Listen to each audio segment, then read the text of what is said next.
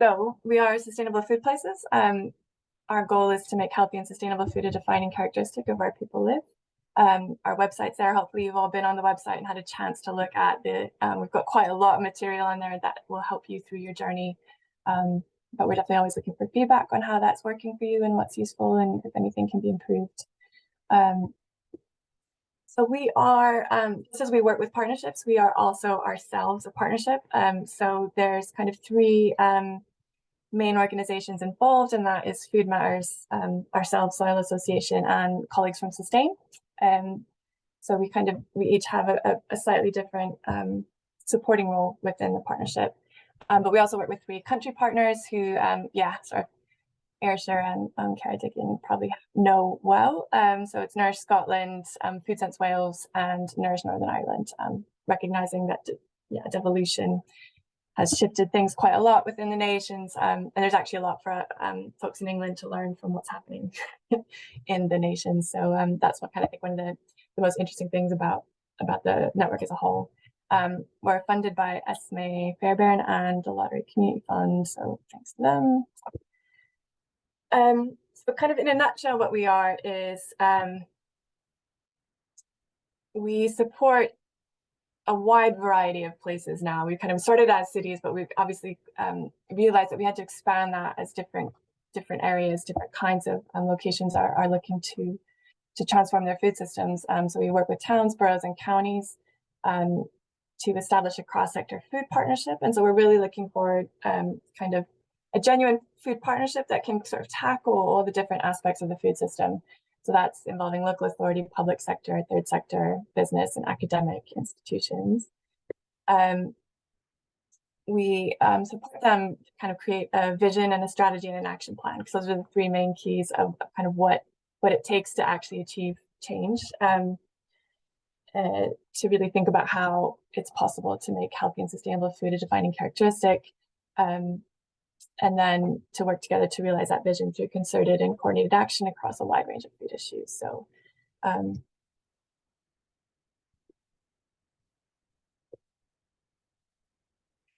so kind of what we think and what we've heard the value of the network is to membership is, I think a lot of it is just being part of a bigger movement. I think the food world is so brilliant because so much can happen at a local level, but there's still a lot that has to happen at the national level across the four nations, and so it's really part of this sort of over 90.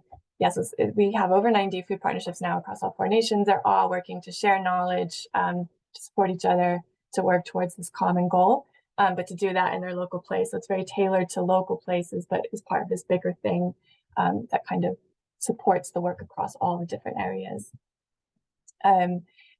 It's a way to access peer learning resources and national campaigns. So there's loads of resources on the site. There's also loads of resources shared amongst the different partnerships. And then we have our two campaigns running. And also a national day of kind of action at Parliament, where different food partnerships come together.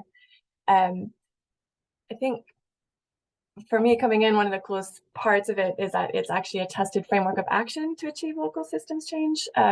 So when you think about systems change, we'll talk a little bit more about that. It's a really big thing to think about and to work through, but we've kind of broken that down into actual actions that you can put in place and see the impact of in a local place. We support local expertise and folks from different local partnerships to come together to actually do more advocacy and push for change at the higher, at the policy level, both in Westminster and at the Senate and at the Scottish Parliament, and Northern Ireland, whenever that government comes back together.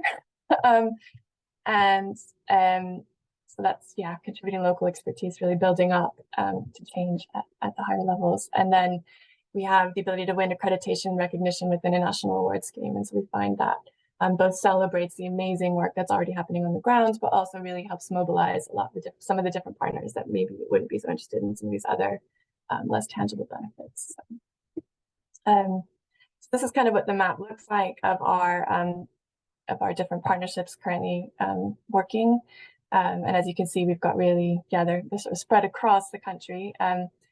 So And then we have kind of these two ongoing national campaign, Veg Cities and Food for the Planet, that are quite active.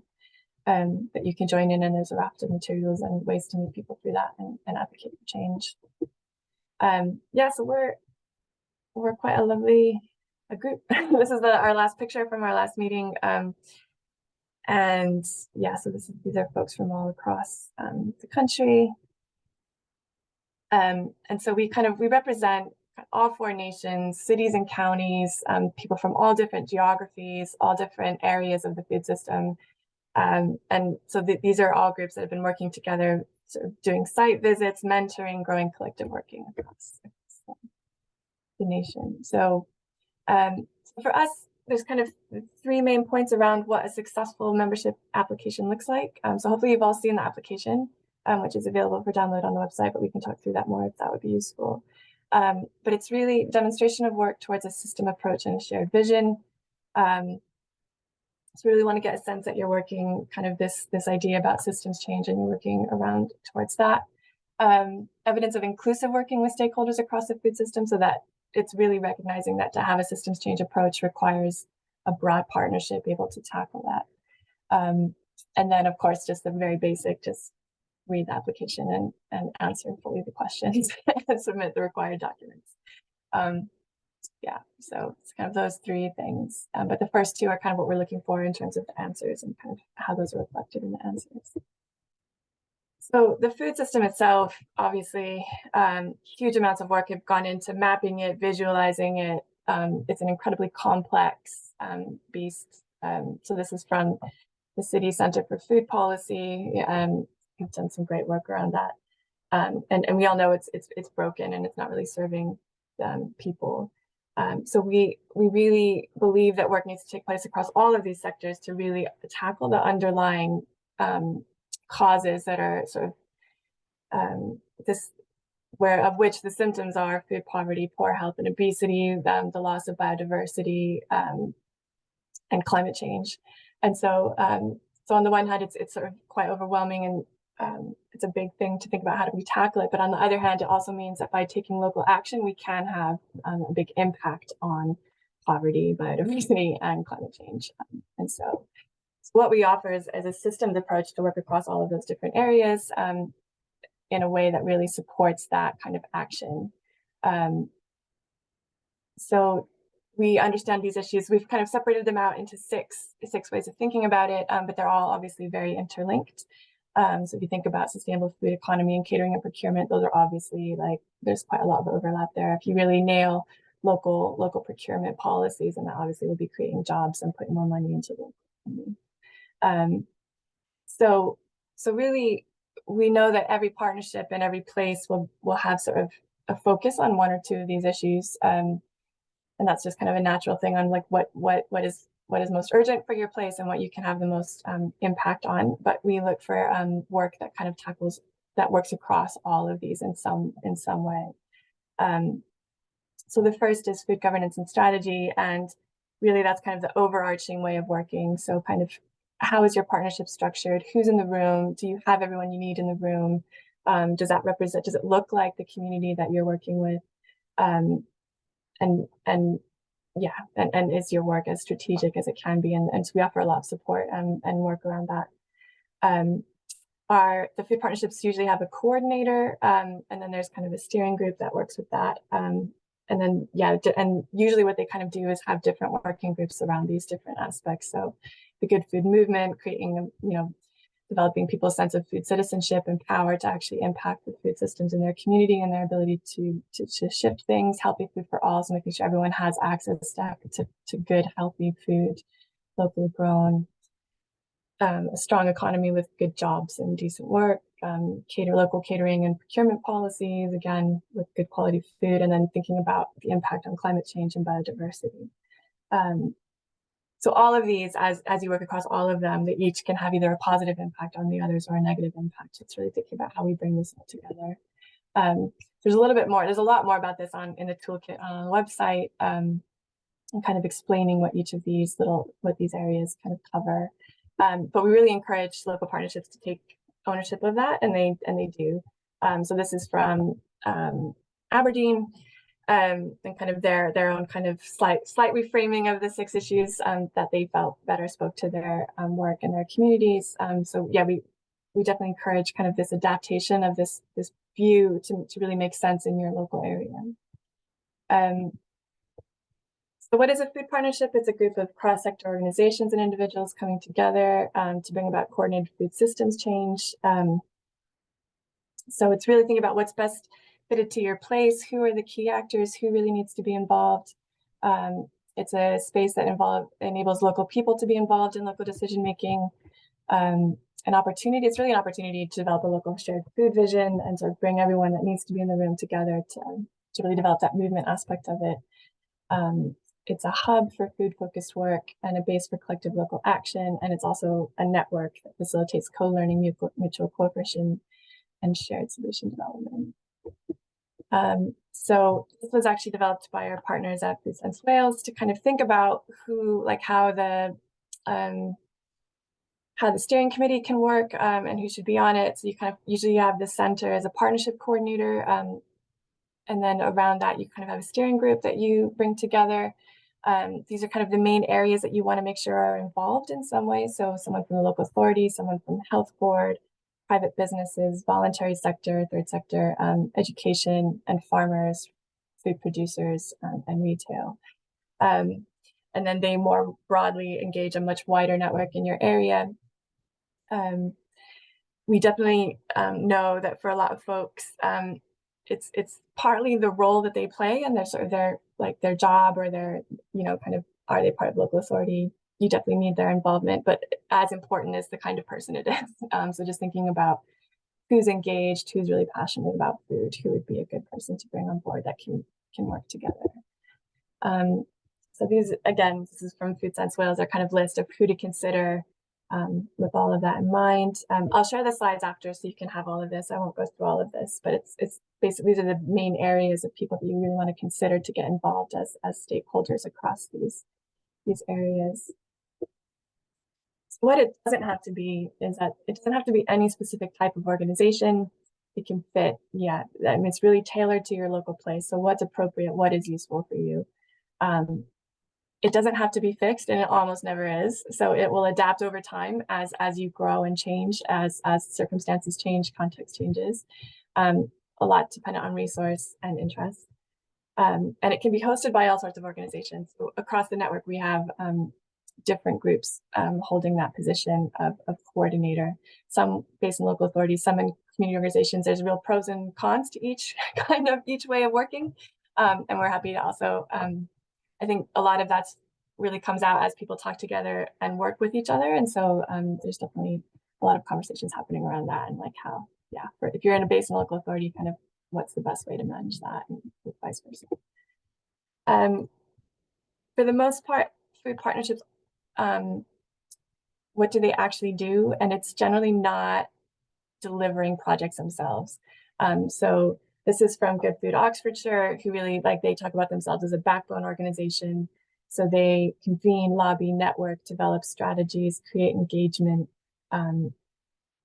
And so they kind of bring people into a room and support things to happen. And that's kind of what they see themselves doing. And they're not actually involved in delivery, if that makes sense. And it's really thinking about all the brilliant things that can happen when you put council departments into a room together with different people from the third sector, with citizens, to really all come together to think about the food system. So the application itself, the things that we ask for are that there be an established cross-sector food partnership with clear terms of reference. So we're really looking for a food partnership that has people across each of these areas as much as possible, knowing that it's often difficult to get representation from all of those groups. But and we also ask for clear terms of reference. There's loads of examples of that on the website. Evidence that you've met regularly for at least 6 months. So that includes minutes of meetings, a named lead person. I know that getting funding for a coordinator position is often really difficult now. So it doesn't necessarily need to be a formal coordinator, but you need to have a lead person. That there be some kind of overview of the food system and a food partnership work plan covering the next 6 months. And I think Leon maybe don't know if you want to speak to that a little bit.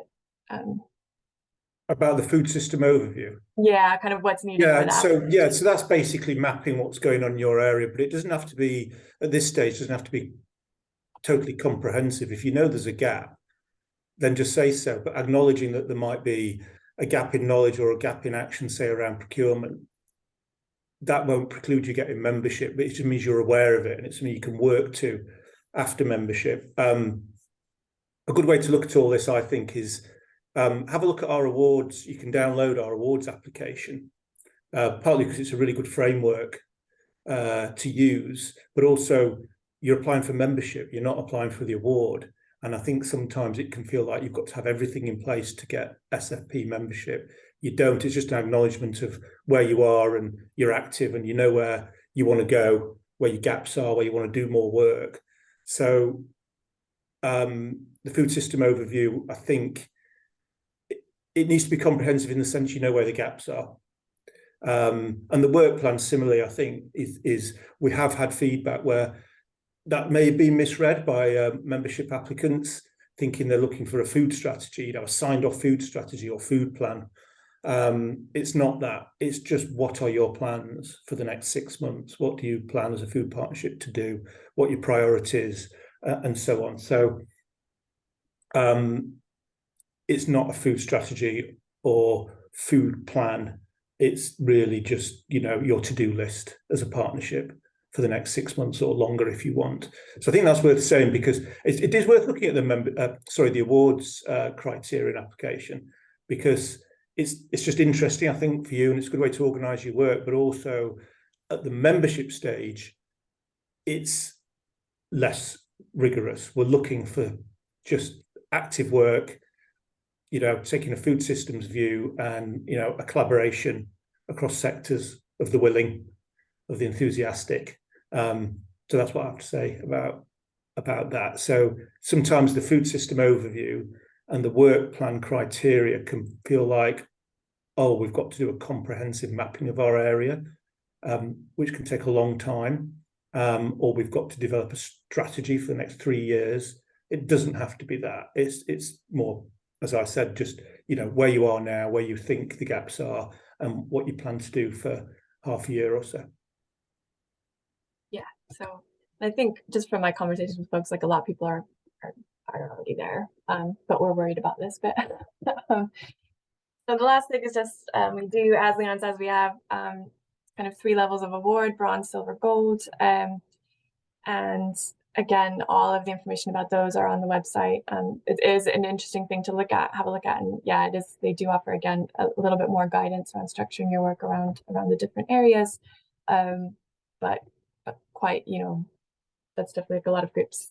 Some groups are ready to apply for those right away. Some groups, it's several years before they're working towards bronze. So it just depends kind of where you are and what you're happy with. But they do seem to serve as a really good way to mobilize support, particularly sort of on the local political level. But just to say that it is the only rigorous evidence-based award in the world that looks at the whole food system. So it is quite, we're quite proud of it. And it is quite something to win. Yeah. And again, we've got examples of all of those at both applications and who's won those on the website. And we'd love to see that more broadly. Yeah, a broader set of winners of gold than just Bristol and Brighton. I think, we have a few more going for it this year. So that's it. Just again, we'd love to welcome you to join.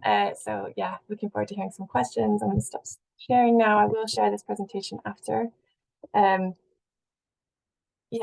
I'm going to hand over to Leon to sort of field questions, and both he and Ben should be able to do that very well. So I'm happy to, I don't know, Ben, if there's anything I missed that you'd like to jump in and just say.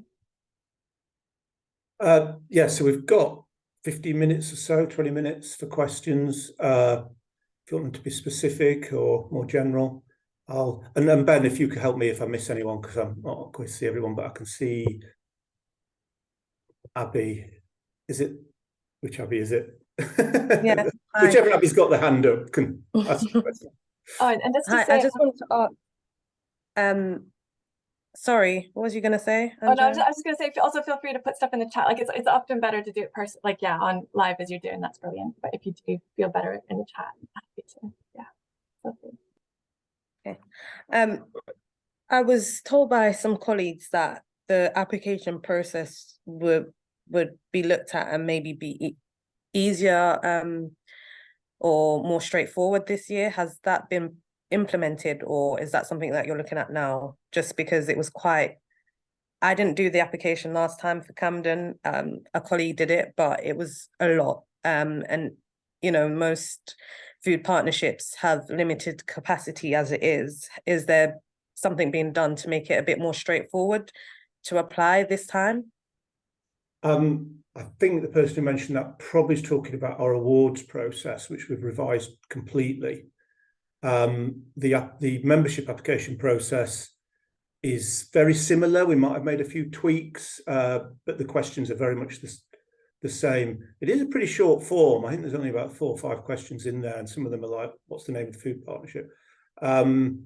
So don't feel overwhelmed by that. Have a look at it, and just answer the questions about where you guys are now in Camden. But I think the kind of more comprehensive review of any application process was the awards. We haven't done a major review of the membership process. That helps. Thanks. Billy, I think you're next. Hiya, thank you. That was really helpful. My question was, is there some common things that people tend to fall down on, and so like common threads of why people maybe don't reach it? And also, is there an opportunity to kind of receive comments and then maybe do some tweaks and apply in the same round, or do you have to wait till the next round in March? Thanks. Right. So this is my view. I might pass over to Ben as well and see if he's got some comments on this. But because we all, you know, we're all involved, and our board as well in membership, reviewing membership applications. For me, the most common areas where places don't get membership is sometimes it's just literally too early. You know, they've only been active a few months, so there isn't that time to sort of prove how active they are. The main one I would say is where there's there's 2 things actually: domination of one sector, so it feels like a local authority program with very little third sector involvement, or the other way around, where there's been almost no engagement with the local authority and it's been led maybe by a single organisation in the third sector, so it doesn't feel collaborative or cross sector.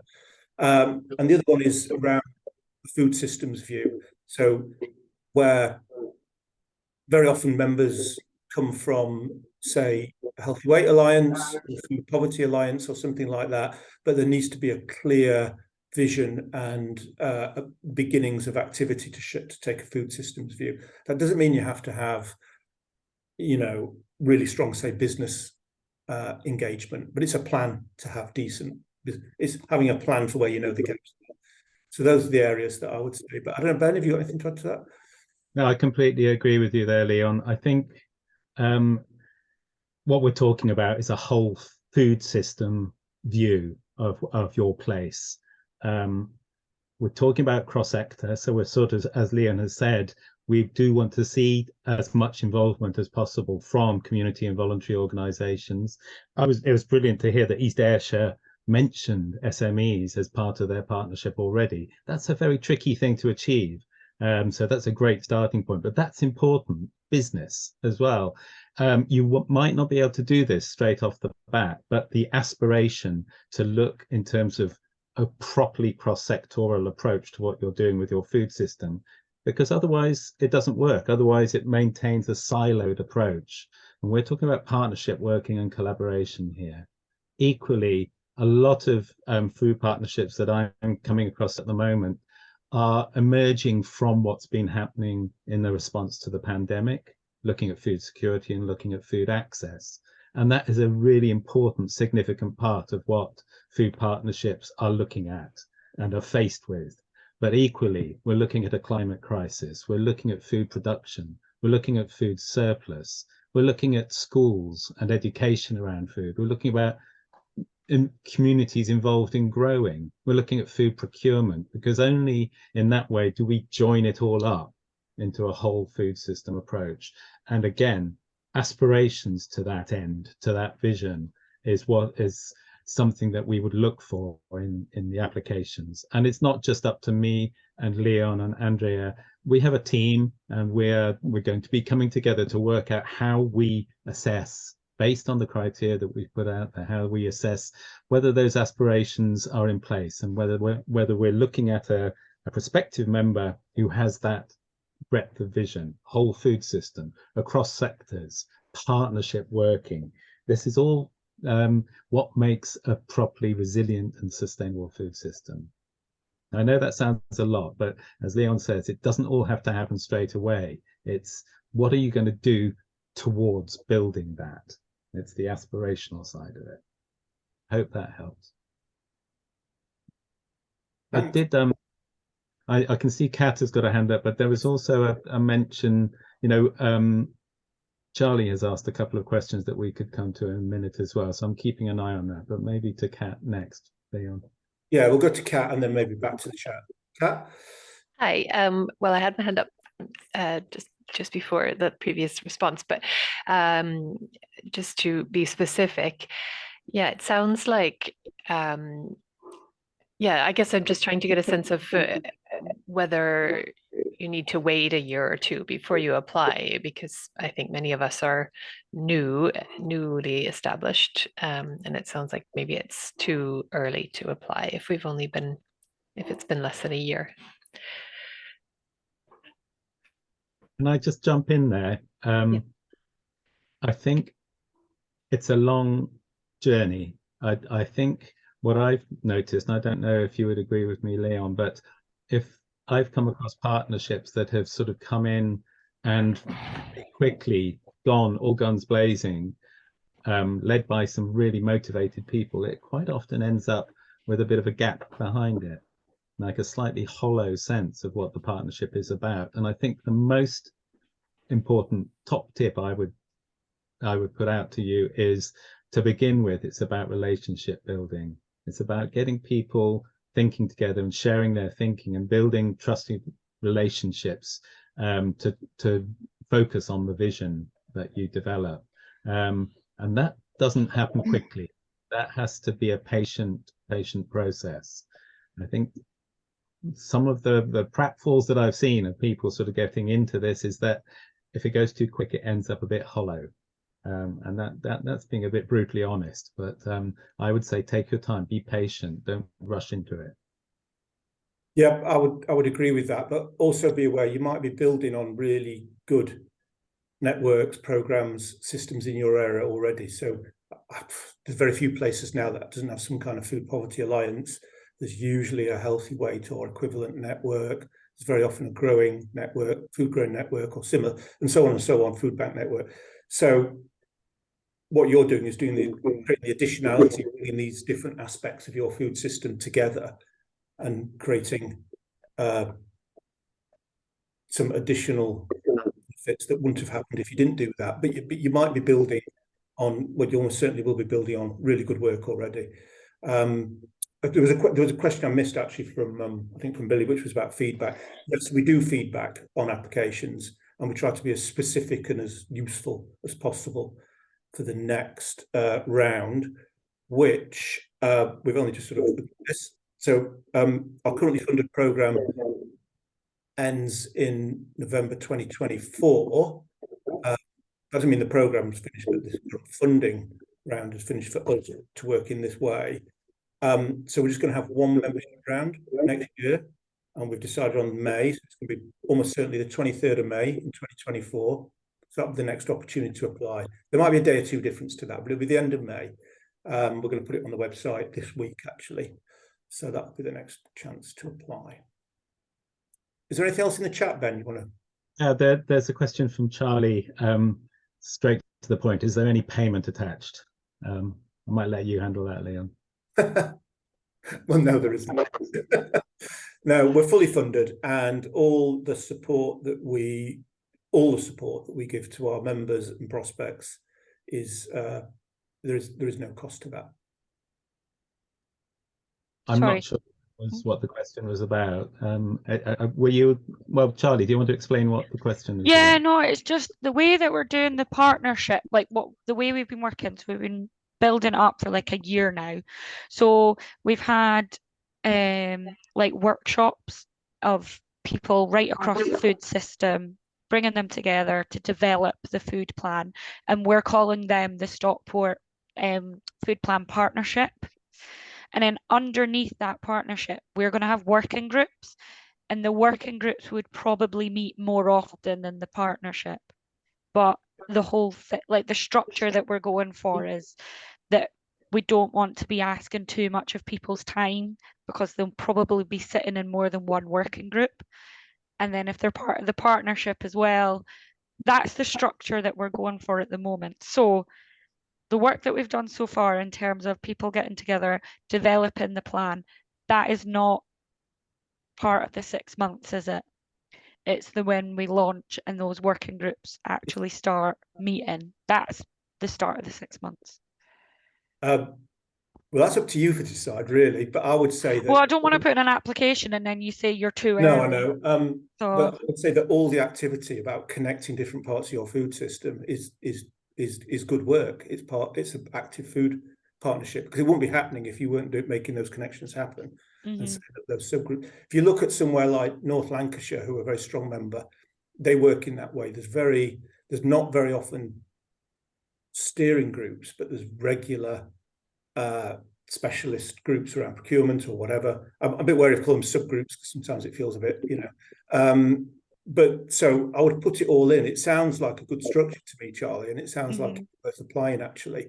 And you build it on good work in Stockholm anyway, because I'm aware of that work. yeah, we used the previous work as a really good foundation. So I think it's about, it doesn't have to be a steering group that's meeting all the time.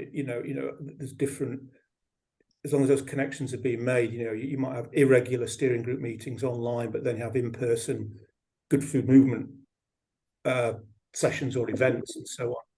So yeah, I'll have a think and go back to the team and see what they think. But I'll maybe aim for the May deadline. Okay, well.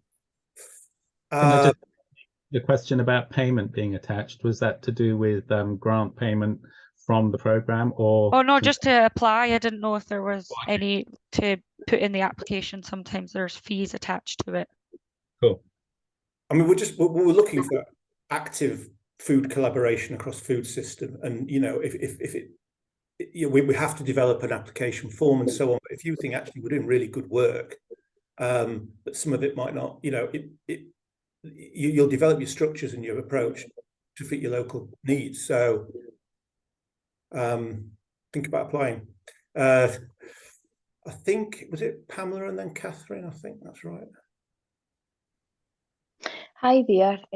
Yes, I was just wanting to, it's not really a question, but it's just more so to offer support. If anyone on today's call wants to reach out to me, I've done business development for years, and just that whole joined up, aligned approach with a variety of different businesses. I'm offering help if anyone wants guidance or assistance with that. I'm quite direct in general as a person, but attending a lot of local networking events, offering, days, family days out. East Ayrshire Council have been doing a lot of kind of cooking classes, and we've found that it's attracted a lot of attention, particularly for local businesses just coming and talking to us at stalls about their challenges, pressures that are on them, and about perceptions, mainly around like tenders and contracts. So yeah, we are very much at the end of the kind of application stage. So yeah, looking forward to getting it all submitted over to you. One thing I was going to address was, see the application, would you accept a PowerPoint presentation alongside it as well? Or does it just need to be the application that's online? I can't remember what we used to say, no additional materials, simply to manage our own capacity. So I'd have to read through our criteria again, because we did have no additional materials on there. That's fine. If it is still on, we probably wouldn't read it. That sounds the sort of thing you might put in for an awards application. So I think, Andrea, can you? Well, I was just checking the online form there, if it's any help, and it says things like name of file for the references and stuff. Yeah. Well, it says like terms of reference. It says name the file, so I'm guessing that would have to be a separate file, and then you'd have the meeting minutes as a separate file. That's right. Stakeholders. Yeah, exactly. So there is a lot of additional material. Yeah. So I don't know. I tend to send it. I think, Leon, like, I think that'd be mine. But so just maybe obviously just attaching minutes for the meetings, and then maybe a Word doc with additional references. Yeah. I think references, what we really want to see is meeting minutes or meeting notes, who attended and where they're from, because sometimes we get a list of names and we don't know if they're from public health or the local allotment society. So, and it just notes, they don't have to be too formal minutes. I mean, for fairness, I think we probably have to stick to what the criteria are. So we either allow everyone to send in additional materials or no one. So I think it is, other than what's specified on the form, I think we have to stick with that. Yeah. I mean, it depends if it feeds into your food system. It's in terms of reference. I mean, I don't want to. There's a thing called death by PowerPoint, so I'll just stick to the application and keep it for what you've asked for. But I was kind of curious if anyone kind of dressed it up and maybe presented it in a different way. Interesting. Okay. I'll just add to that, and that in the case of membership, I think we try to keep it as sleek as possible. When it comes to awards, we're looking at developing different ways of providing evidence of what activity is going on, and a sense of what your partnership is about. And I think it is becoming much more open, the way that evidence is provided. Less so with membership, more so with awards when you get down the line a little bit, just to be clear. No problem. Thank you. I really want to see your PowerPoint now.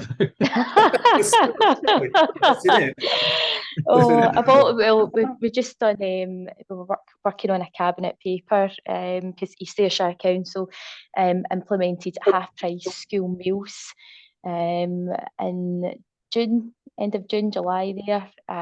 So that's all to to help with the cost of living crisis and ensuring all children are accessing nutritious food. So there's been quite a lot of media attention around that. So we're I think keeping it quite conversational. I mean, literally what you said, just maybe somewhere where you did get that media attention, that would be really, we'd like to see that, but we probably only need a few sentences on it. Yeah. It's strong evidence. It's really strong evidence. Catherine. It was all okay. Thanks. I was just going to say, where we are at the minute is we've been meeting and we've been having the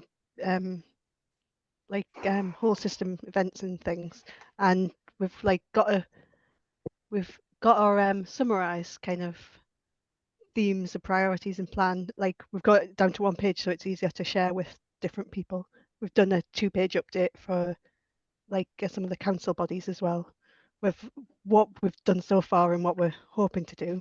But we could equally write War and Peace for our work plan and system overview. So I'm just wondering how much do you want to wade through, and but we also want to make sure you get all the information you need as well. What's is there a ballpark number of pages you'd like? I think work plans it was going back to what Ben was saying, actually. The awards applications are quite comprehensive, and we can take video, blogs, anything. But for membership, what we're looking for is to meet those 3 criteria. So I would keep it, as Ben said, sleek. That's a good way to describe it. We're quite experienced at this. We've already got 93 members. We're pretty good at knowing if an active food partnership doing what we want to see. We take things on trust. You don't need to have lots of evidence. We've never had a case of someone you know, but we can see where gaps are, but the gaps might not be enough to say no to membership. So you know, you're already doing the work, and you already know, you know, most of you know exactly what's happening out there. So I'm just going to get rid of this call. So keep it succinct. You know, we have to read quite a few of these. Occasionally, if we really want more information, we might get back to you, but I think, you know, I think all of you will know where you're at the moment, and just put it in the application form. But we don't want reams and reams of paper, and we don't want lots of words. You know, if like what Pamela just said around the work that they're doing with the, you know, and the media attention that was gained by that work that they're doing recently, we will take that. You might possibly put a link in, but we're not going to need loads of backup information on that. You know, that's, if you put it in your application, we'll take that's what's happening. There's a couple of questions in chat which have come up, I think partly because of my not quite understanding where Charlie's first question was coming from, but now it's been swiveled to ask the funding question. Does membership enable access to funds for us as places, or do you get funding for being an SFB member? Just to jump in to say, Leon actually has to go, and I recognize people are going, so feel free to go if you need to go, but we'll stay on a little longer to answer questions. Yeah. Again, I might pass that to you, Leon, if that's okay. All right, it'll be my final thing. So we did have, in this phase 3, we did have funding for food partnerships to pay for partly with match funding, some of coordinators' wage. We don't have that funding anymore. It's finished. The current programme runs till November 2024. Whatever comes afterwards, phase 4, which will be phase 4 of our programme, will almost certainly not have grant funding from us to pay for coordinators, because we've already been doing that for a decade. Although we have leveraged twice as much. So phase 3, we gave out £2.5 million in funding. We leveraged almost 3 times that through match funding, usually from local authorities. So now we're focusing our attention on making the case. So you can go out and find funding from funders, from local authorities, from wherever you can get it. So there's going to be a lot of support about where you might get funding to run your food partnership, but there is no more funding directly from SFP now. All right, sorry everyone, I've got to go off. Sorry, I'm being emailed and run. Okay, see you all later. Yeah. Can I just come in with a response to some of the questions about it would have been great if Ian Smith had been here, which it would. It would have been great if Ian Smith had been able to be part of this. But hopefully, having seen what this session was about, you realise what we're doing here is sort of introducing the whole concept of SFP and the process of membership. And it's a slightly different a session, this one. There are sessions where we do bring together different people from coordinators from different organizations in the network to talk about their experience and share their experience, and the coordinator catch-ups that we hold are opportunities for you to hear from people like Ian and others around the network on their experience and sharing good practice. There is also opportunity for you to contact Ian and to talk with him about maybe hosting some sort of session just for yourselves and him as a sort of a buddying where he might be able to give you some information. And if that does transpire, get in touch with us, because we may be able to support that with some expenses, covering some expenses for Ian's time, or if you want to travel to Plymouth and sit down and talk with Ian, we may be able to cover that as well through our peer link process. But I just thought I'd mention the Ian thing. He's great, and it would be really good for you to learn as much as you can from someone who's been there and done it many, many years now.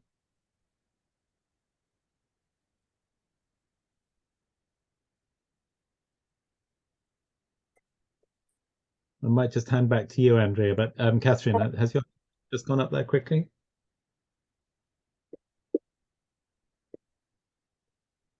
You're muted. Oh, you're on mute. You're on mute, Catherine. I was just going to say, do you want all the meeting minutes? Because like, if we count it right from when it first started, it's like over a year, so there might be it'll be a long document, but equally some of the ones where we're looking across the whole food system, that's sometimes we've not, that's been more about discussion that feeds into the plan rather than something that's necessarily minuted in detail, but we'll have agendas about these are what we're covering, about discussion about where we are now, where we want to get to, and that sort of thing. So it's like some meetings are minuted, and it might add up to quite a few pages if you want all our meeting minutes. And then there's some which aren't your typical meeting because it was about engaging with people across the food system as well. So will that count? Up until now, I've been less involved in the membership process, but I would suggest that if you have minutes which show a strong direction of flow towards this cross-sectoral whole food system sort of vision or approach, as sort of examples of that direction of flow, I think that's what's required. I think as we read the membership applications, imagine us, we want to see prospective members showing us that they are bringing people together to represent their food sector, their food system as a whole and from across different sectors. And the minutes that sort of provide evidence of that would be what we were looking for. So it doesn't have to be every single set of minutes, but something that provides that indication of where you're going. I don't know if that makes sense, Catherine. Yeah, that helps. But I was also thinking about, I'm obviously from the public health, and so I'm on the steering group. We've not, because the health and NHS covers a wide area, I've been kind of been the link for that. So we're not necessarily, within the partnership, there's NHS people from different bits and we liaise closely, but we haven't necessarily got another kind of health person on the steering group all the time. So does that matter? Because I'm trying to work out which one you'd have, because you could have CCGs, you could have the acute hospital, the mental health hospital. So I was just kind of providing a link between all of those. I think that's what it's about, is representation. If that person who's sitting on the steering group can represent the voices of people involved in different dimensions to the health sector of your food partnership, I think that, again, that representation is what's important. It doesn't have to be every single person who's involved in food and health is sitting on your steering group, but they need to represent the voices of those others. And be that link. I think that's, and be the link. And so it's really about like who's really passionate, who will be really good, like yourself, who will do work, who will come to these extra meetings. You know what I mean? Because not everyone has the capacity or the will to do that. So yeah, it's and then I think. Does that help, Catherine? Brilliant.